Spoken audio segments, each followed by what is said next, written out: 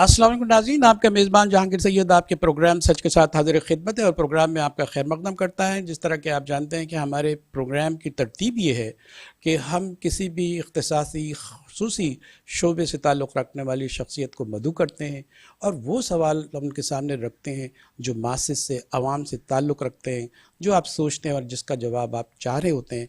आज खुशकिस्मती हमारी ये है कि हमने प्रोफेसर डॉक्टर मोहम्मद अनवर साहब का यहाँ इंतखाब किया है, मदऊ किया है। आप HOD भी हैं, ब्लड बैंक के JPMC से आप ताल्लुक़ है आपका, और प्रोफेसर ऑफ पैथोलॉजी JPMC हैं।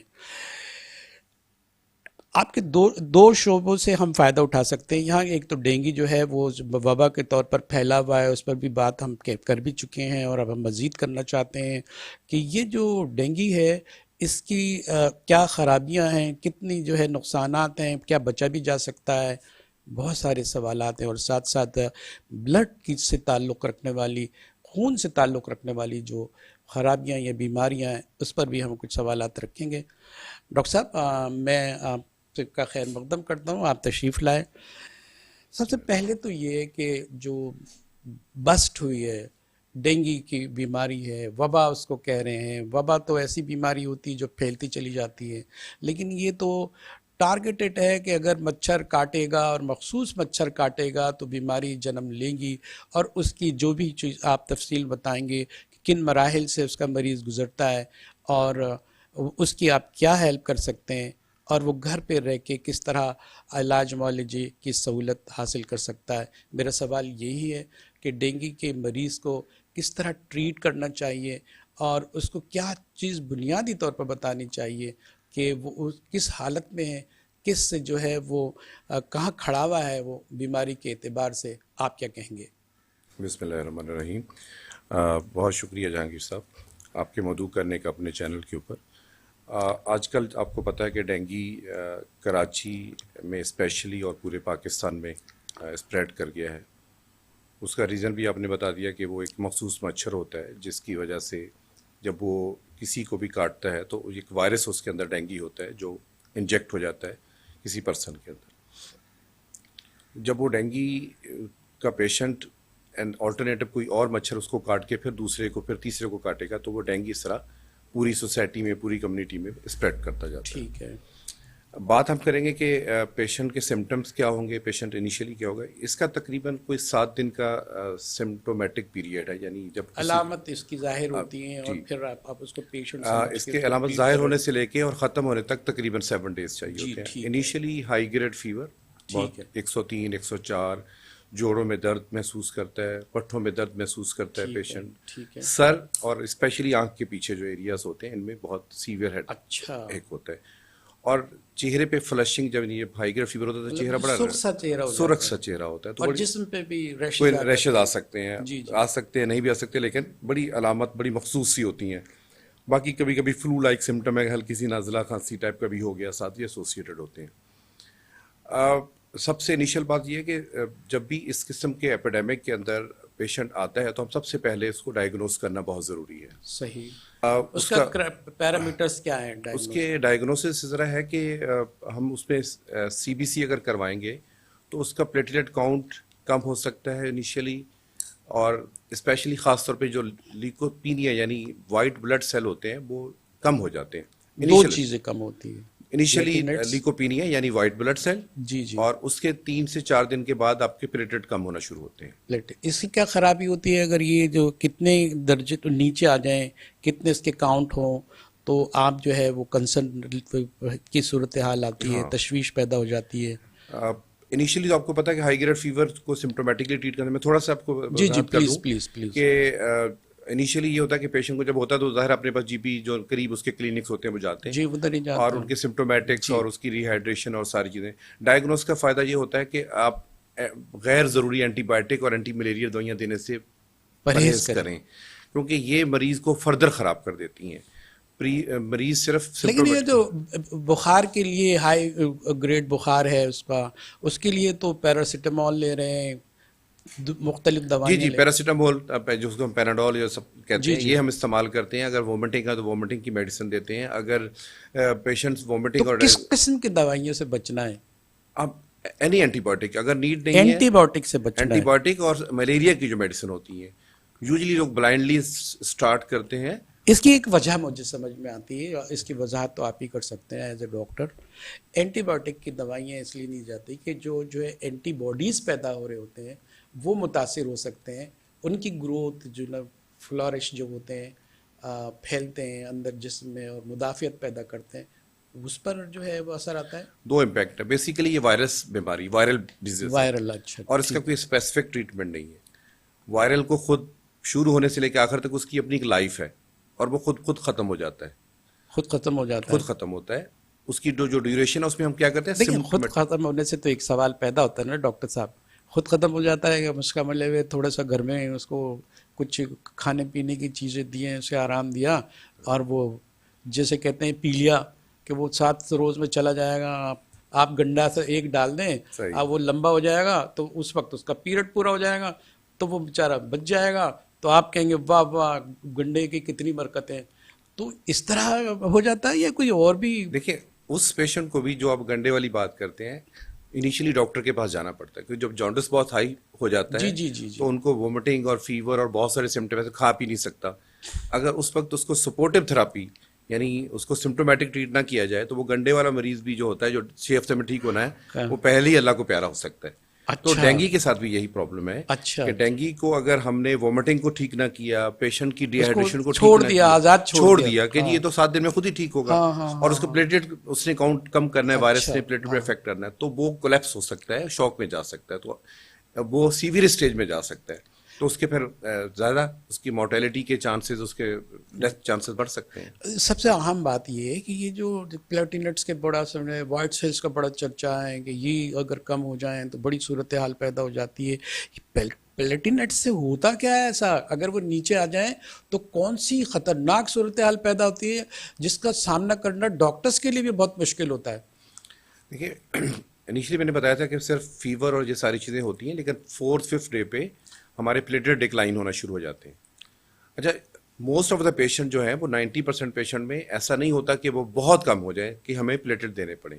अच्छा लेकिन कोई 5 to 10% पेशेंट ऐसे होते हैं ट्रांसफ्यूज जिनके अच्छा। जिनमें 20,000 से कम प्लेटलेट हो जाते हैं। तो फिर तो वो फिर उसकी इंडिकेशन ये है कि 20,000 पे जब आ जाए तो फिर वो पेशेंट को प्लेटिनेट्स एडमिट आपको करना दे- चाहिए, ऑब्जर्वेशन में रखना चाहिए, और जब ये 10,000 पे आ जाए तो उसको इमीडिएटली ट्रांसफ्यूज करना चाहिए। वो ब्लीड करे या ना करे, उसको ट्रांसफ्यूजन आपको प्लेटलेट की करनी है, ठीक है। और इन बिटवीन अपने ऑब्जर्वेशन में रखना है, ठीक है।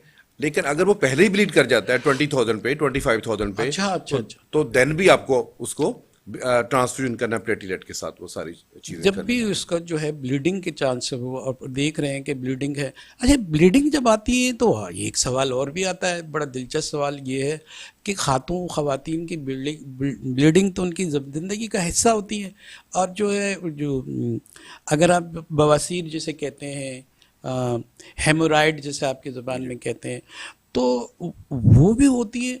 तो ये तो ब्लीडिंग का आप कैसे अंदाज़ा लगा देंगे? ब्लीडिंग तो हो रही है, और ये इसको कैसे आप बाइफरकेट या आइडेंटिफाई कर सकते हैं? देखिए, क्या उसका करना तो, चाहिए? उसका तो ये ठीक है, एक नॉर्मल नेचुरल फिनोमेना है जो होता रहता है। लेकिन जैसे मैं कहता हूँ कि एक नॉर्मल पेशेंट से जिसको कोई और बीमारी नहीं है, वो 10,000 पे आके ट्रांसफ्यूज करवाए। ठीक है। लेकिन अगर कोई पहले ही ऐसी डिजीज है जिसमें पेशेंट ब्लीड कर रहा हो, या ब्लीड के चांसेस उसमें बढ़ जाते हैं, तो उसमें आप 50-60 जहां पर भी वो ब्लीड करना शुरू करे, आप फौरन उसको प्लेटलेट्स ट्रांसफ्यूजन करना शुरू करें। बिटवीन द लाइन एक बात निकलती है कि ये देखें कि अगर ये जो खवातीन हैं या जो है हेमोराइड के मरीज हैं, उनकी ब्लीडिंग हो रही है और जो है उनके साथ ज़्यादा सीवियर सूरत हाल होती है, बिल्कुल। उनका नोटिस ज़्यादा सीवियरली लेना चाहिए, ऐसा है? बिल्कुल ऐसा ही है, क्योंकि जब ब्लीडिंग हो रही हो जी। तो प्लेटलेट्स कम होने से ब्लीडिंग एनहांस हो जाएगी, ज्यादा हो जाएगी, अच्छा तो उनकी जान को खतरा होगा। तो ब्लीडिंग अगर है तो आप ये टारगेट रखें कि जो भी डॉक्टर्स ट्रीट करते हैं कि उसको, जैसे मैं 10-20,000 की बात कर रहा हूँ, लेकिन अगर ब्लीडिंग ज्यादा हो रही है, एनहांस हो रही है, तो चाहे वो 50,000 पे क्यों ना प्लेटलेट हो, अच्छा। उसको ट्रांसफ्यूजन स्टार्ट कर दीजिए। इसी तरह हेमोराइड्स का पेशेंट है, कहीं से ब्लीड कर रहा है, या कोई अल्सर का पेशेंट है, कहीं से ब्लीड कर रहा है, या ऑलरेडी किसी और एसोसिएटेड इन्फेक्शन में है, تو آپ ہائی لیول پہ بھی ٹرانسفیوز کر سکتے ہیں.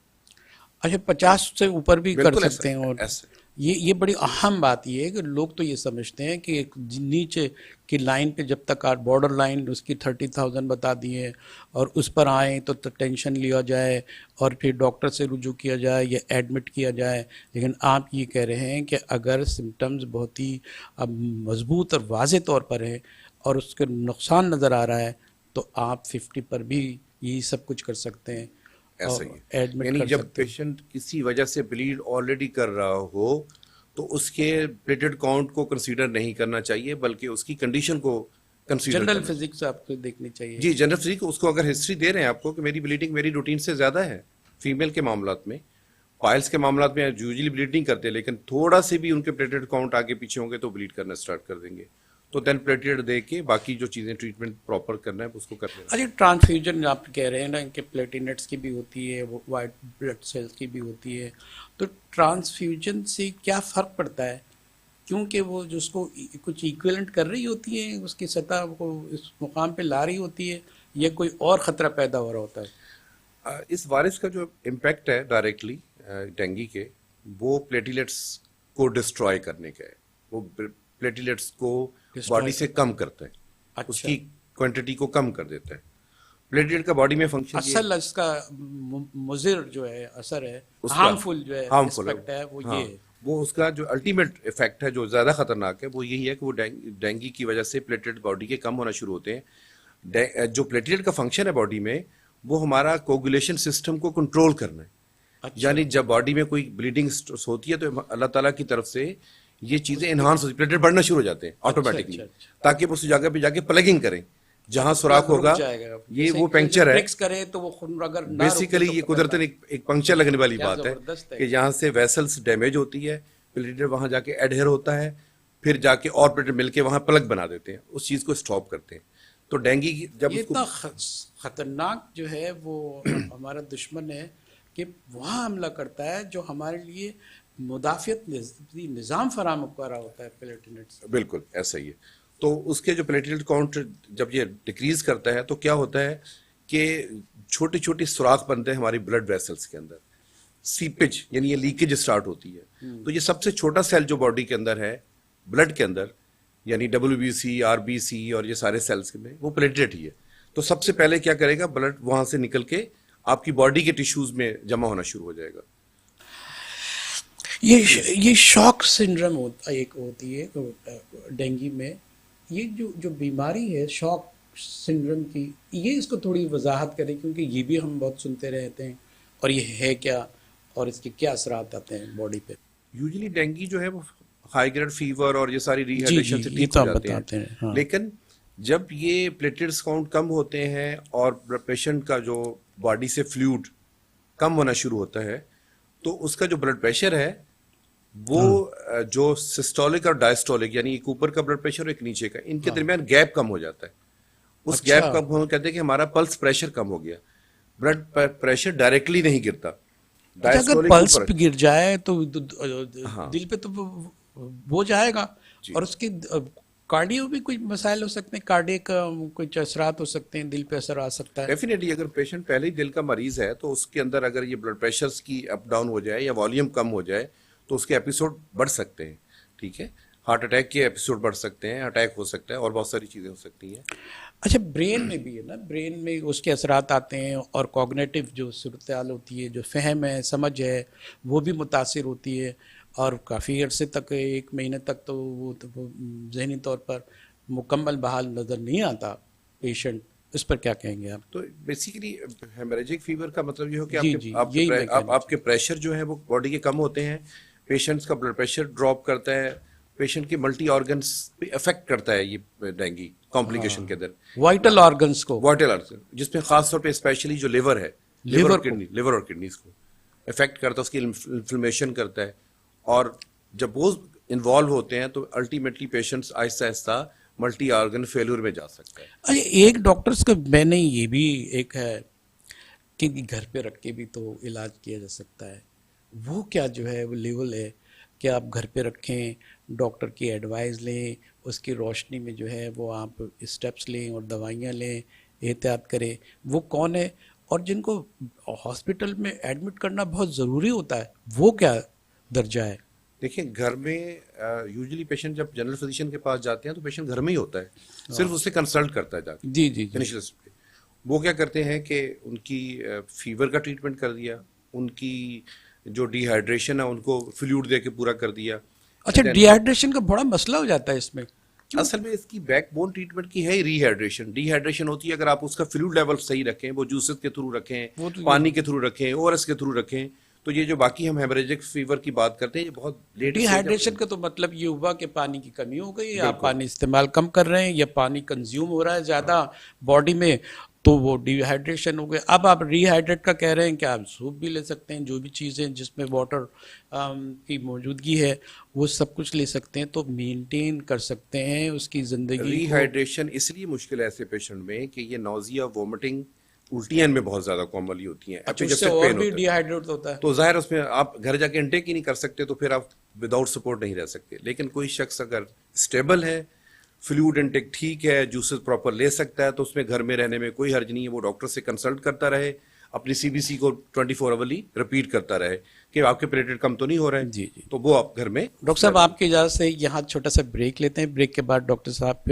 کے پاس دوبارہ جائیں گے، کچھ سوالات ہیں آپ کی طرف سے، ہم وہ اٹھائیں گے اور اس کا جواب حاصل کریں گے۔ ہمارے ساتھ رہیے۔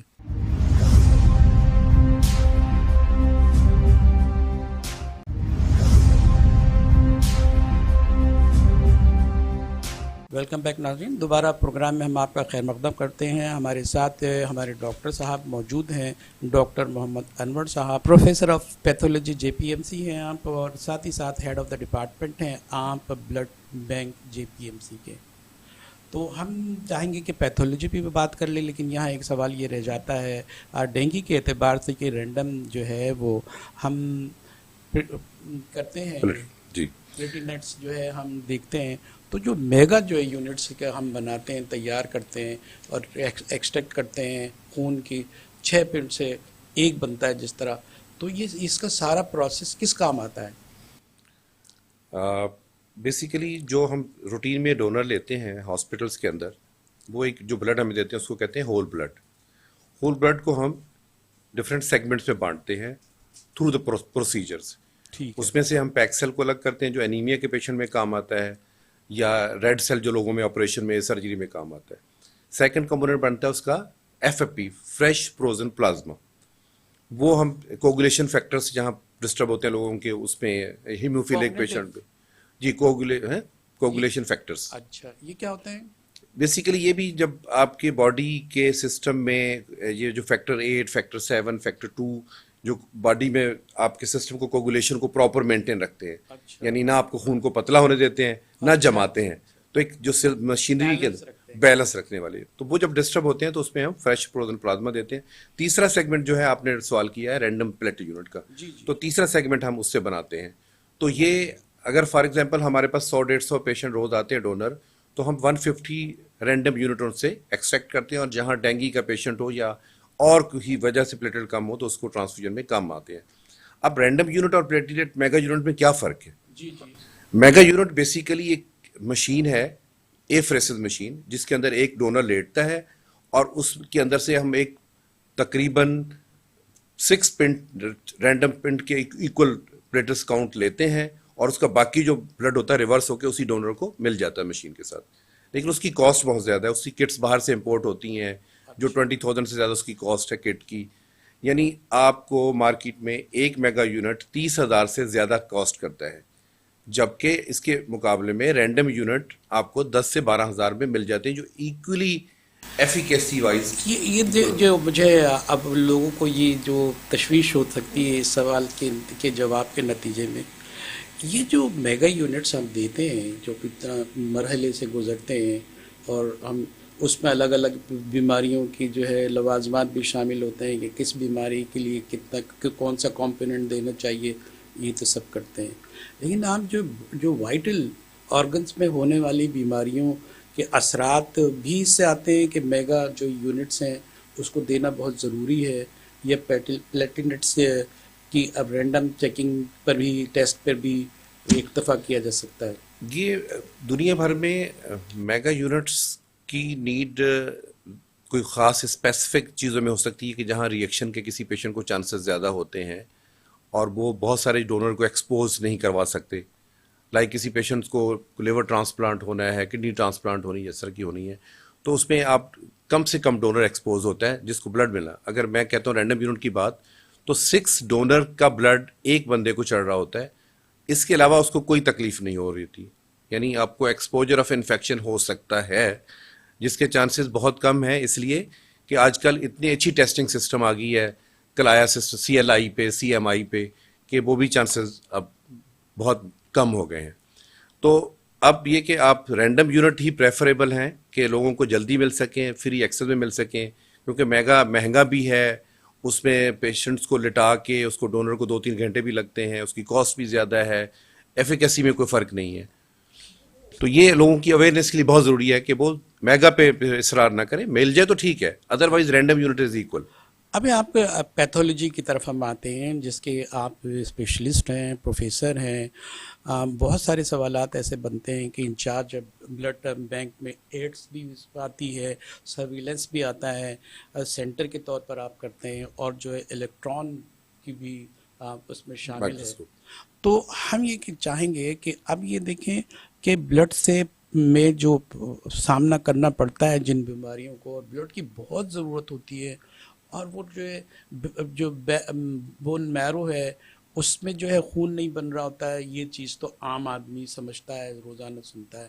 اب آپ یہ بتائیں کہ یہ جو تھیلیسمیا ہے اور یہ جو ہے کینسر ہے جس میں خون کی بہت ضرورت ہے, تو اس کو کیسے اوورکم کیا جائے اور کیسے قابو پایا جائے, اور اس میں آپ کی پیرامیٹرز یا ترکیبیں کیا ہو سکتی ہیں, تراکیب؟ دیکھیں, جو پاکستان کا سینیریو ہے اس میں یہ کہ ہم لوگوں کے پاس ابھی تک کوئی ایسا رول نہیں بنا کہ کوئی تھیلیسیمیا کا فیملی میں ایک بندہ تھیلیسیمیا مائنر ہے اور دوسرے کو تھیلیسیمیا مائنر سے جب وہ شادی کرتا ہے تو اس میں سے تھیلیسیمیا میجر کے 50% پیدا ہونے کے چانسز ہوتے ہیں. جو وہ بچہ پیدا ہوگا 50% بچے, تو ان کو پوری زندگی بلڈ کی نیڈ ہوگی. تو ابھی تک ہماری اس طرح کی کوئی اسکریننگ, اس طرح کی پالیسی نہیں ہے کہ ہم اس کی روک تھام کر سکیں. تو جو پاکستان میں پیدا ہونے والے بچے ہیں وہ پوری زندگی ڈپینڈنٹ ہیں بلڈ کے اوپر, اور بلڈ چونکہ فیملی دے دے کے تھک چکی ہوتی ہے, ریلیٹو دے کے تھک چکے ہوتے ہیں, تو اس کے لیے ہماری سوسائٹی کو آگے آنا ہوگا کہ وہ بلڈ ڈونیٹ کریں.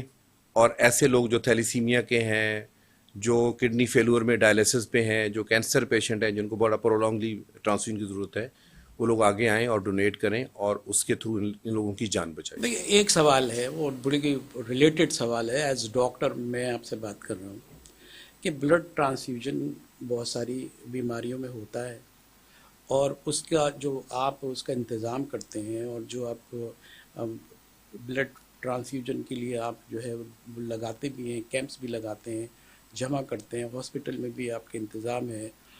تو یہ ساری چیزیں جب آپ کے پاس ہوتی ہیں تو آپ کیا محسوس کرتے ہیں کہ کتنے اکوپڈ ہے آپ, اور کتنا ضروری ہوتا ہے جو چیز اگر کم ہو, جو چیزیں, اس کا بھی افسوس رہتا ہوگا کہ ہمارے ہاں تو یہ ہے ہی نہیں جس کا آپ تذکرہ کر رہے ہیں کہ دنیا میں تو ہمارے ہاں تو نہیں ہے. ایسے ہی میں تھوڑا سا وضاحت کر دوں کہ پاکستان میں ابھی بھی جو بلڈ بینکنگ ہے وہ بہت زیادہ اسٹیبلش نہیں ہے. جو کمپوننٹ میکنگ کی میں نے بات کی تھی کہ ایک بلڈ جب کوئی بندہ ہمیں دیتا ہے تو ہم 3 لوگوں کا اس سے علاج کرتے ہیں, اس کی کمپوننٹ میکنگ, اس کو کمپوننٹ کو الگ کر لیتے ہیں. اور اگر ہم وہی ہول بلڈ کسی کو لگا دیں تو وہ ایک تو جو اس کی ریکوائرمنٹ تھی وہ تو پوری کرے گا, لیکن جو ہم نے ایکسٹرا چیز دی ہے تو وہ کمپلیکیشن بھی کرے گا, اس کو خرابی پیدا کرے گا. ٹھیک ہے, تو وہ چیز جو نہیں نیڈ ہے ہم وہ بھی دے رہے ہیں اس کو. تو کمپوننٹ میکنگ اگر پورے پاکستان میں پورے بلڈ بینکس میں 100% ہو جائے تو ہم ایک بلڈ سے 3 لوگوں کی جب جان بچانا شروع کریں گے تو ہماری جو بیسیکلی ڈونر کی ریکوائرمنٹ ہے وہ بھی 50% پہ آ سکتی ہے. یہ تو بڑا لمحہ فکریہ ہے کہ ہمارے کمپوننٹس ہم الگ نہیں کر پا رہے, اور ایک ایسا خون ہم جو ہے ٹرانسفیوز کر رہے ہیں کہ اس اگر جسم میں جاتا ہے تو اس کے مضر اثرات بھی ہوتے ہیں, موت بھی واقع ہو سکتی ہے. اس صورت گیون سچویشن میں آپ یہ سب کچھ کر رہے ہیں, کیا غلط نہیں کر رہے ہیں کیا, یا پھر آپ کی مجبوری ہے؟ کیا وضاحت ہوگی آپ کے ساتھ؟ یقیناً جو چیزیں, اگر جو چیز کی انڈیکیشن ہے اگر اویلیبل نہیں ہے تو ڈاکٹر کی ایک مجبوری ہے کہ اس کو وہی ٹرانسفیوژن کرنا ہے جو اس کی جان بچا سکے. لیکن اگر جہاں کمپوننٹ موجود ہیں اور وہاں ڈاکٹرس کو صرف کمپوننٹ ہی لکھنا چاہیے کہ ہمیں پیکسل چاہیے, ہمیں FFP چاہیے, ہمیں پلیٹلیٹ چاہیے. फॉर्चुनेटली जेपीएमसी एक टर्शी केयर का बड़ा ब्लड बैंक है, हॉस्पिटल का बड़ा ब्लड बैंक है पाकिस्तान में, जो पाकिस्तान के 2-4 बड़े ब्लड बैंक्स के अंदर आता है। और अल्हम्दुलिल्लाह हमें गवर्नमेंट की सपोर्ट प्लस एनजीओज़ की सपोर्ट है, तो हम उसकी जो क्वालिटी है वो बहुत हाई फाई लेवल पे मेंटेन की हुई है। उसके कंपोनेंट 100% हैं, उसमें सारी एफरेसेस मशीनें लगी हुई हैं, सब चीज़ें मिलती हैं। मैं आपको और भी खुशी की बात बताऊं कि हम जो डोनेशंस कैंप लगाते हैं, जो हमारे पास पेशेंट, आप कराची से बाहर से भी आते हैं, बलूचिस्तान से भी पेशेंट आ रहा है हमारे पास, पूरे इंटीरियर सेंस से, नवाबशाह, दादू, ये वो पूरे सेंस से, तो ये टर्शी केयर हॉस्पिटल है, रेफर होके आते हैं। तो जब वो आते हैं उनके पास पेशेंट तो होता है, उनके पास खून देने वाला कोई नहीं होता।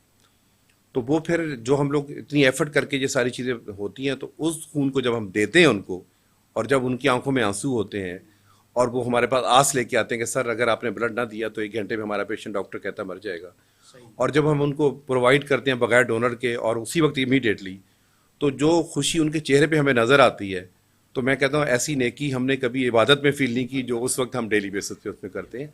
तो ये अल्लाह ताला का शुक्र है कि हम लोग, बहुत सारे लोगों के जो आंसू हैं वो खुशियों में बदलते हैं। तो मैं ये चाहूँगा कि आप ऐसे वाक़यात जहाँ लोगों की एक तो तस्वीर ये है कि आपने ब्लड फराहम कर दिया, एक वक्त ऐसा आता है कि कोई नागानी आफत आ जाए, कोई एक्सीडेंटल सिचुएशन हो, या फिर ऐसा है कि आपके पास खून की वैसी कमी हो गई है आपके स्टॉक में, ऐसे में आपकी क्या कैफियत होती होगी आप? अच्छा, आपको याद होगा कि अभी तो आजकल बम ब्लास्ट वगैरह नहीं है, लेकिन इससे पहले जी कराची जी में बड़े बम ब्लास्ट हुए जी थे, जी वो फ्रेंच पे हुआ, जी जी फलां पे जी तो बहुत हुआ करते थे। तो जेपीएमसी ने एक ट्रेडिशन बनाई हुई है कि हमारे पास कोई 1200 से लेके 1500 जो ब्लड है वो स्टॉक में हर वक्त होता है, डिफरेंट ग्रुप का। जी। यानी हमने उसको इस तरह डेवलप किया है कि हमारे पास जो उसकी स्टोरेज कैपेसिटी इतनी बढ़ा ली है, बढ़ा दी थी। बढ़ा दी, क्योंकि हमारे पास जब ब्लास्ट आता था तो उस वक्त हमारे पास लोगों को अपील करने का वक्त नहीं होता था कि अब आओ और दे के ओ जाओ, अच्छा। क्योंकि वो इमीडिएटली ब्लास्ट के अंदर आए, किसी एक्सीडेंट में आए, मेजर को ट्रेन कल्टी हो गई, उलट गई, सब कुछ हो गया, वापस आए तो पता लगता था कि भाई अब किसको अपील करें। तो फिर हमने सोचा कि हमने गवर्नमेंट से कहा कि हमें इतने रेफ्रिजरेटर्स, इतनी स्टोरेज कैपेसिटी बढ़ाओ, हॉस्पिटल मैनेजमेंट से कहा, और उन्होंने अल्हम्दुलिल्लाह कर ली। और पिछले कई सालों से, जब से वो ब्लास्ट शुरू हुए थे, आज तक हमारे पास स्टॉक 1500-1400 होता है। हम 3 से 4 दिन तक अगर हमें एक भी डोनर ना मिले तो हम अपने हॉस्पिटल की पूरी रिक्वायरमेंट को पूरा अच्छा, करते हैं। एक और भी ज़िमनी सवाल है कि जो निजी जो है डोनर्स वो आते हैं, ब्लड बैंक्स बने हुए हैं, उसके मेयार का भी एक सवाल ये निशान होता है, ये है कि वो आपसे कोऑर्डिनेट करते हैं अगर ऐसी सूरत हाल है या आप उनको किसी एरिया में हो, तो आप जो है वो उसको ट्रांसफ़र कर सकते हैं।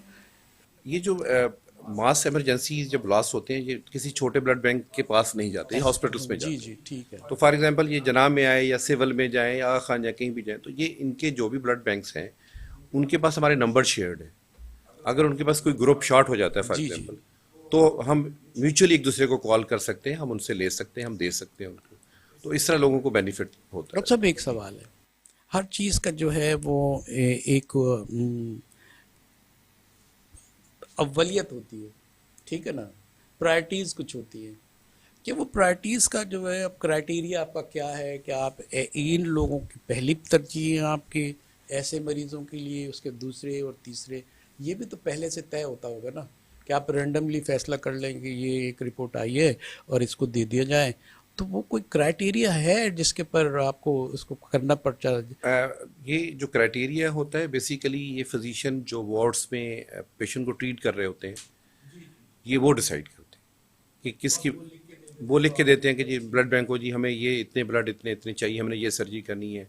लेकिन स्पेशली गायनी में बहुत एमरजेंसीज में ऐसे आती हैं, फीमेल्स में ब्लीडिंग फौरी तौर पे उनको बहुत होता है, तो उसके लिए हमने प्रायोरिटी रखी होती कि किसी भी सूरत में उसमें डिले नहीं होना चाहिए। जब भी रिक्वेस्ट आए, क्रॉस अनक्रॉस आप उसको फ़ौरन पहुंचाएं और फिर उनके साथ लिजॉन डेवलप रखें ताकि पेशेंट्स की मोर्टेलिटी कम से कम हो सके। अच्छा, एक और भी मसला है कि अब जब हम ब्लड की तरफ आते हैं, ब्लड ट्रांसफ्यूजन की तरफ आते हैं, और जब हम देखते हैं कि निजी शोबा काम कर रहा है, उसका कोई मेयार नहीं होता, और कोई ऐसा भी है कि वो लोग भी जो है यहाँ अंदर वो पैसे तो पूरे लेते हैं लेकिन आपके यहाँ से वो करवा के ले जाते हैं और जो है अपना फ़ायदा उठाते हैं, और उसका अब जब मालूम होता है कि यार ये तो रिपोर्ट ही कुछ आ रही है और वहाँ रिपीट करें तो आपके यहाँ रिपोर्ट कुछ आ रही है, تو یہ اس کو کیسے آپ کنٹرول کرتے ہیں؟ کیونکہ یہاں تو جو ہیرنچی ہے کچھ بھی ہے وہ تو بیچارہ خون بیچ رہا ہے، اپنی جان بیچ رہا ہے، کوئی گردے بیچ رہا ہے، کوئی.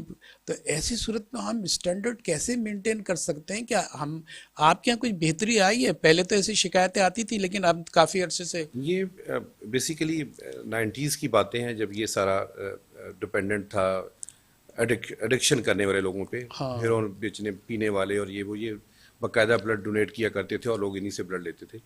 پھر ایک ریولیوشن آیا، لوگوں نے کہا بہت اویئرنیس کی ضرورت ہے کہ فیملی ایکسچینج ڈونر، یعنی جس کا مریض بیمار ہو کے آئے گا ہم اسی کی فیملی کے بھائی بہن سے لیں گے، چچا سے لیں گے، دوست سے. ایسا ہے ابھی بھی؟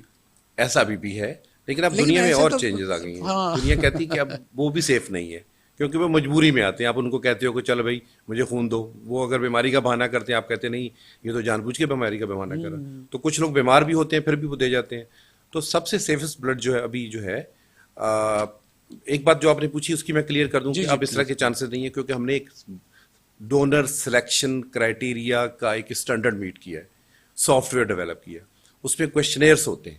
اچھا، وہ پہلے وہ فل کرتا ہے جو آ کے خون کیا دینے کیا آتا ہے. کوشچنز ہوتے ہیں اس کا ایک تو یہ پورا فزیکل ایگزامینیشن ہوتا ہے، اور اس کی پوری ہسٹری ہوتی ہے فارن کی آنے جانے کی، یا اس کی کوئی ایڈکشن کی، وہ باری ساری بیماری کی پریویس ہسٹری بھی ہوتی ہے، وہ ساری ہسٹری ہم لیتے ہیں اور اس کا فزیکل ایگزامینیشن کرتے ہیں. پھر جو ایڈکشن کرتے ہیں یوزلی انجیکٹیبل وغیرہ ہوتے ہیں، ان کے باڈی پہ نشانس ہوتے ہیں، اس کی وہ بھی دیکھ لیتے لک ہوتی ہے. پھر اگر اس کی ہیموگلوبن کم ہے، اس کا بلڈ پریشر ٹھیک نہیں ہے، تو یہ سارے کرائٹیریا کو ہم میٹ کر کے دیکھتے ہیں کہ وہ ہمیں پتہ چل جاتا ہے کہ یہ. لیکن آپ تو اسپیسیفک ایسے مریض ہیں نا جو اپیرنٹلی آپ پر یہ لگے کہ یار یہ اس کا جنرل فزک ٹھیک نہیں ہے، تو آپ ان کو کرتے ہوں گے، یا جو بھی ٹرانسفیوژن کے لیے آئے بلڈ آپ کو ڈونیٹ کرے اس سب کے ساتھ یہی ہے؟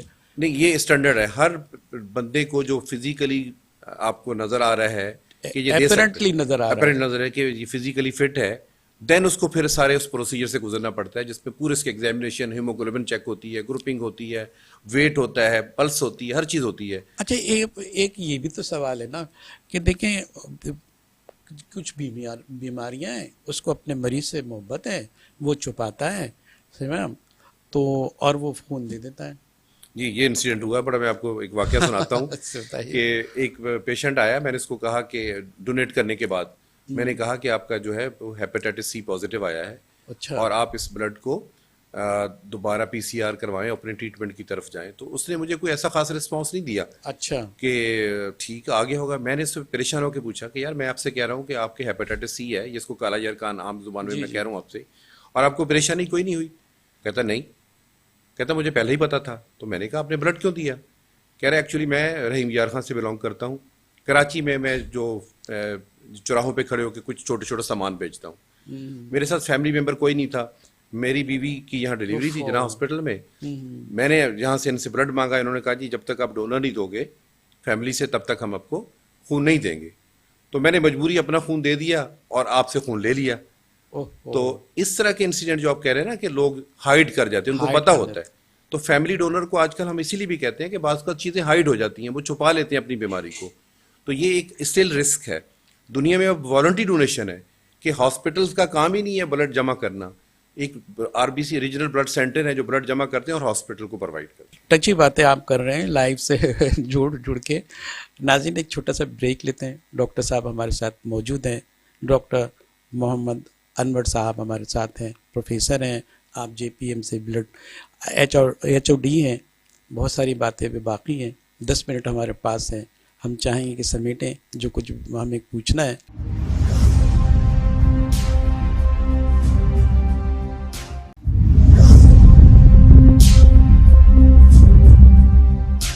ویلکم بیک ناظرین. پروگرام میں دوبارہ ہم آپ کا خیر مقدم کرتے ہیں. ہمارے ساتھ موجود ہیں ہمارے ڈاکٹر محمد انور صاحب، پروفیسر بھی ہیں. آپ HOD ہیں پیتھولوجی کے، اور ساتھ ساتھ جو ہے وہ آپ انچارج ہیں بلڈ بینک کے، جس میں ایڈس بھی شامل ہوتا ہے. سرویلنس سینٹر کے طور پر یہ کام کر رہا ہے، اور اس میں الیکٹران کی جو ہے وہ بھی ٹیسٹنگ ہوتی ہے. تو ڈاکٹر صاحب سب سے اہم سوال تو یہ ہے کہ اتنے سارے آپ کے شعبے ہیں اور آپ کوآرڈینیٹر بھی ہیں BMSI میں. جو اس کے اندر جو ہے میڈیکل انسٹیٹیوٹ کے بیسک انسٹیٹیوٹ ہے وہ اس بات کا کہ یہ جو میڈیکل کی جو ریسرچ ہوتی ہے اس پر کام کر رہا ہوتا ہے. تو یہ جو اب جو بلڈ کی صورتحال ہے تو اس کے اندر سب سے بڑی بات یہ ہوتی ہے کہ سر جی آپ تو کہہ رہے ہوتے ہیں کہ ہم نے یہ دوائی دے دی، یہ دے دیا، یہ دے دیا. وہ تو بیچارہ پہلے سے دوائی لیے بیٹھا ہوا ہے، اس سے خون پتلا بھی ہو سکتا ہے، اس کو پتہ نہیں ہے. اور جو بلیڈنگ ہو رہی ہے پرکس کرتا ہے تو رک نہیں ہوتا، دانتوں سے خون بہ رہا ہوتا ہے. اب اس کو کیا کریں گے آپ؟ اس صورتحال کا کیسے سامنا کرتے ہیں اور کیا کرنا چاہیے اور کیا ایڈوائز کرتے ہیں کہ اور کون کون سی احتیاطیں اس سلسلے میں دل کے مریض جیسے لوگوں کو کیا کرنی چاہیے؟ ہاں، آپ کو پتہ ہے کہ جو کارڈیک پیشنٹ ہوتے ہیں ان میں آلریڈی بلڈ ویسل کی بلاکیج ہوتی ہے، اور اس بلاکیج کو اوور کم کرنے کے لیے ڈاکٹر جو پرسکرائب کرتے ہیں وہ ڈفرینٹ میڈیسن کے علاوہ خون پتلا کرنے سے مراد ہے کہ جو پلیٹیلیٹس کے اگینسٹ میڈیسن کام کر رہی ہوتی ہیں اس کے فنکشن کو روکتی ہیں، کلاٹ ہونے کی یا سب چیزوں کو ہونے کی. اس میں ایسپرین شامل ہے، ایسکارڈ کے نام سے آپ سنتے ہوں گے نام. پھر کلوپیڈوگرل سالٹ ہوتا ہے جو ایسکارڈ پلس یا لو پلیٹ پلس یا سم تھنگ اس طرح کی کوئی میڈیسن جو ہوتی ہیں یہ دیتے رہتے ہیں، کنٹینیو دیتے رہتے ہیں، ہول لائف چلتا ہے ان کا. تو لیکن جب کسی کو ڈینگی ہو جائے تو آپ کو پتا کہ پلیٹلیٹ تو آلریڈی ریڈیوس ہو رہے ہیں اور یہ خون پتلا کرنے کے ادویات بھی لے رہے ہیں. تو ایسی صورت میں وہ اپنے فزیشین سے بات کر کے اپنی ان ادویات کو روکیں جو اس کی پلیٹلیٹس کے فنکشن کو اچھا، یہ تو آپ نے بتا دیا ڈینگی کے حوالے سے. دوسری بیماریاں بھی اس میں بھی یہی ہمیں فیس کرنا پڑ سکتا ہے. وہ کون سی بیماری وہ ہیں؟ آپ نو کہ اور بھی کچھ بیماریاں ہیں جیسے لیور فنکشن کا جن لوگوں کو سروسز یا اس طرح کی ہوتی ہے ان کے بھی پلیٹلیٹس ہمیشہ لو رہتے ہیں، ان میں بھی یہ پرابلم آ سکتی ہے. کینسر کے مریضوں میں؟ کینسر کے مریضوں میں ہو سکتا ہے، اپلاسٹک انیمیا کے مریضوں میں ہو سکتا ہے.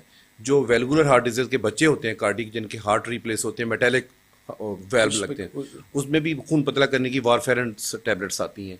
تو ایسے لوگوں کو اگر ڈینگی ہوتا ہے تو پھر ان کو امیڈیٹلی اپنی ڈوز کی ایڈجسٹمنٹ کرنی ہوگی یا وہ میڈیسن اسٹاپ کرنی ہوگی فار دا ٹائم بینگ.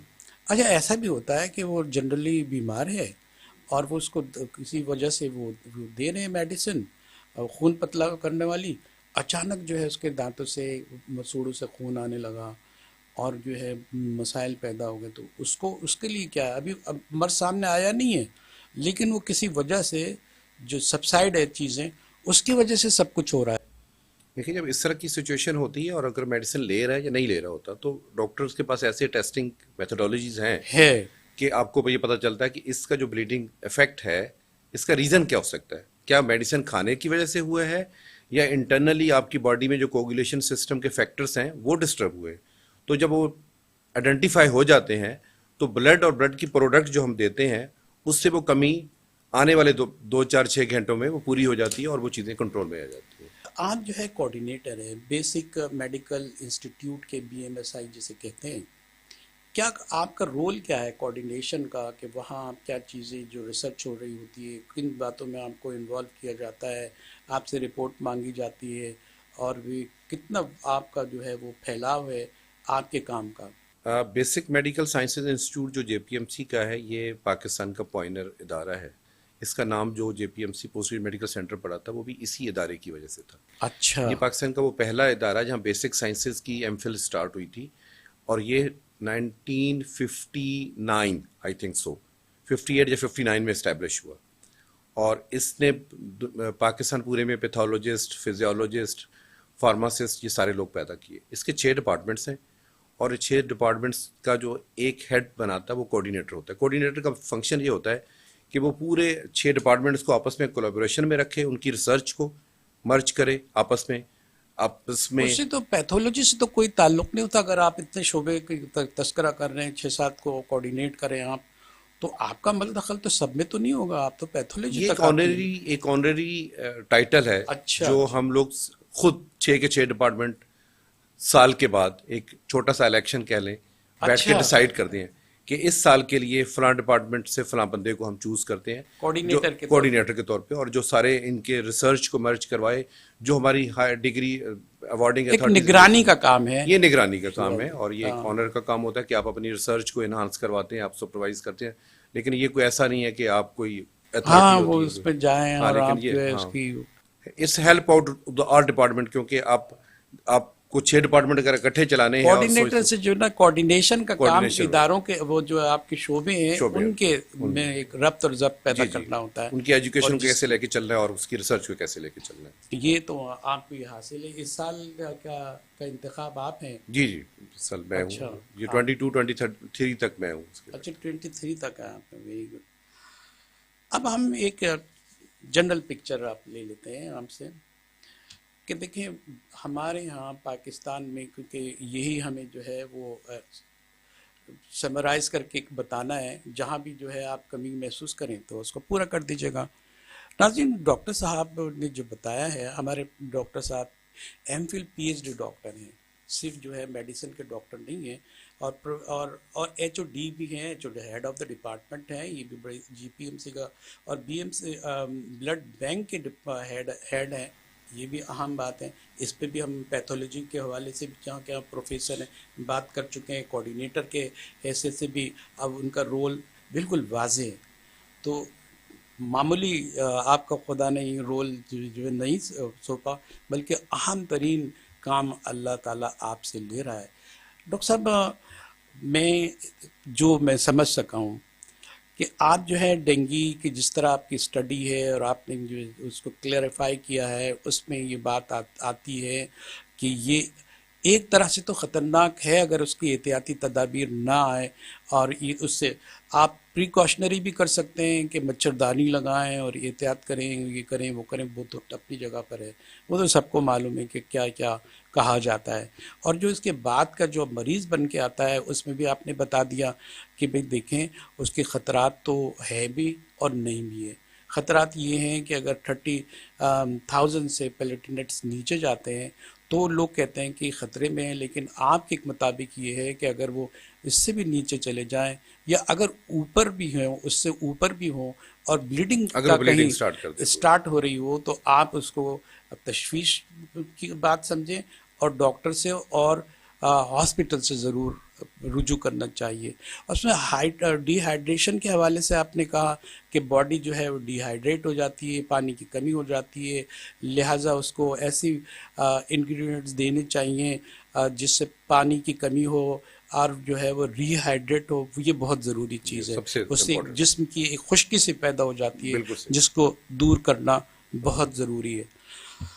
और तीसरी बात ये है कि जो आपने अहम तरीन बताई है कि देखें कुछ बीमारियां ऐसी भी हैं जिसके अंदर ये जो खून पतला होता है, जो दवाइयां दी जाती हैं उसके नतीजे में खून पतला होता है, और प्लेटिनेट्स की बात ये है कि खून पतला होने की वजह से कुछ मसाइल पैदा होते हैं। इसलिए इसको जैसे ही आप डायग्नोस करते हैं कि ये डेंगू का मरीज़ है या कोई और इसी तरह का मरीज़ है जिसमें ये खून रुकना बहुत ज़रूरी है, तो उसके लिए आप ये कहते हैं, एडवाइस करते हैं कि आपको वो तमाम दवाइयाँ नहीं लेना चाहिए जो खून पतला करती हैं, वरना मसाइल पैदा हो सकते हैं। आपने ये भी कहा कि जैसे कि आपने कहा कि जो ख़वातीन हैं उनकी ब्लीडिंग तो उनकी ज़िंदगी का हिस्सा है, और कैंसर के मरीज़ भी इस कैसे से गुज़रते हैं, थैलेसीमिया के साथ भी ये मामला है, और बोन मैरो से जो खून बनता है उसका सिस्टम अगर ख़राब होता है तब भी आपको, तो उसके लिए जो है आप माइंड बिल्कुल बड़ी तवज्जो से आप डॉक्टर से रुजू करें।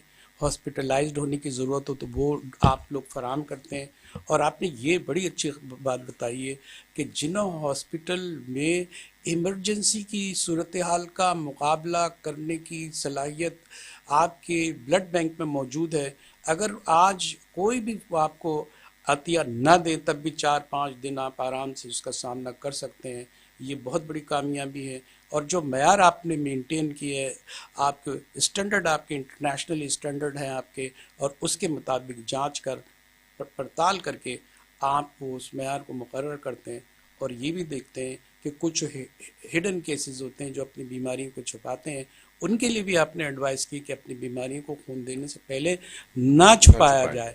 उसकी वजह आप उसके असरात होते हैं और वो उसका कंट्रोल भी नहीं है। हमारे यहाँ बदकिस्मती से ज़्यादा है, वही ब्लड अगर किसी को ट्रांसफ्यूज हो जाता तो आगे हेपेटाइटिस सी और बी या कोई HIV किसी को आगे ट्रांसमिट हो सकती है। ڈاکٹر صاحب بہت ممنون اور مشکور ہیں، آپ جس طرح آسان زبان میں آپ نے یہ ساری باتیں کی ہیں، کافی سمجھ میں بھی آئی ہیں، اور کچھ سوالات تو کلبلاتے رہتے ہیں، ہر وقت رہتے ہیں، اس لیے ہم کہیں گے کہ ہم آپ کو مزید مدعو کریں گے، آپ سے بات کریں گے، کچھ اور سوالات رکھیں گے، اپنی تشفی کریں گے، ہمارے جو ویورز ہیں وہ جو پوچھنا چاہتے ہیں فیڈ بیک کے ذریعے ہمیں معلوم ہوتا ہے، وہ بھی ہم آپ کے سامنے رکھیں گے۔ ہم آپ کے بہت شکر گزار ہیں، اس وعدے کے ساتھ کہ آپ دوبارہ کسی پروگرام میں تشریف لائیں گے، انشاءاللہ انشاءاللہ اور ہمارے ساتھ یہ خدمت جو ماسس کی جو آ، آگاہ کرنے کی ذمہ داری ہے، عوام کو شعور پیدا کی ذمہ داری ہے، وہ آپ کی بھی ہے اور ہماری بھی ہے۔ خدا کرے کہ ہم یہ ادا کرتے رہیں۔ ناظرین، اپنے میزبان جہانگیر سید کو، اپنے مہمان پروفیسر ڈاکٹر محمد انور صاحب کے ساتھ اجازت دیجیے، پھر کبھی ڈاکٹر صاحب کو بلائیں گے اور بات ہوگی، تب تک کے لیے اجازت، اللہ حافظ۔